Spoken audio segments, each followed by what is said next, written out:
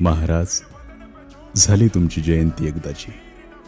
नाही म्हणजे तुम्हालाही आवडली असेलच की. लाखोंचा खर्च, मंत्री संत्रींसाठी आलिशान व्यवस्था, थाटामाटात तुमच्या स्मारकांची पूजा. पण खरं सांगू, यातील 50% जरी खर्च तुमच्या ढासळलेल्या गडकोटांसाठी केला असता तर किती अभिमानाची गोष्ट झाली असती ना.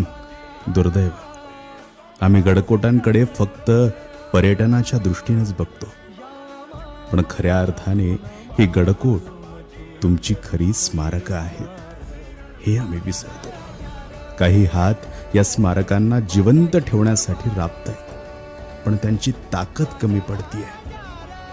राजे, तुम्ही याच गडकोटांवर वावरलात, इथेच तुम्ही महाराष्ट्र धर्म जपलात. पण दुर्दैव आमचं,